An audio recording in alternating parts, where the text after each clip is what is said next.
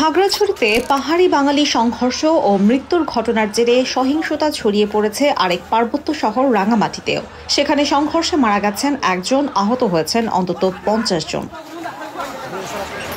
শুক্রবার সকাল থেকে দুই পক্ষের মধ্যে ধাওয়া পাল্টা ধাওয়া, ভাঙচুর, অগ্নিসংযোগের পর বেলা 1:30 থেকে রাঙামাটির পৌর এলাকায় 144 ধারা জারি করা হয়েছে বলে জানিয়েছেন জেলা প্রশাসক মোশাররফ হোসেন। স্থানীয় ও প্রত্যক্ষদর্শীরা জানান, খাগড়াছড়িতে সংঘর্ষ ও মৃত্যুর ঘটনার প্রতিবাদে সকালে শহরের জিমনেশিয়াম চত্বর থেকে কয়েক হাজার পাহাড়ির একটি মিছিল বের হয়। তারা শহরের বনরূপা এলাকায় গেলে সেখানে মিছিলে ইট পাটকেল নিক্ষেপ করা হয়েছে এমন অভিযোগ করে বাঙালিদের বেশ কিছু দোকানপাট ও বনরূপা মসজিদে ভাঙচুর করা হয়। এই সময় সড়কে চলাচলকারী বেশ কিছু বাস, ট্রাক, অটোরিকশাও ভাঙচুর করে মিছিলকারীরা। এরপরই লাঠিসোঁটা হাতে পাহাড়িদের ধাওয়া করে বাঙালিরা। শুরু হয় ধাওয়া পাল্টা ধাওয়া, ইট পাটকেল নিক্ষেপ। বাঙালিদের পাল্টা হামলায় ব্যাপকভাবে ক্ষতিগ্রস্ত হয় কাঁঠালতলীতে অবস্থিত মৈত্রী বিহার।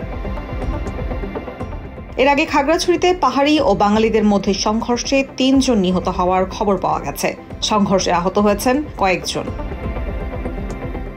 আয়শা হাসান, বাংলা এডিশন।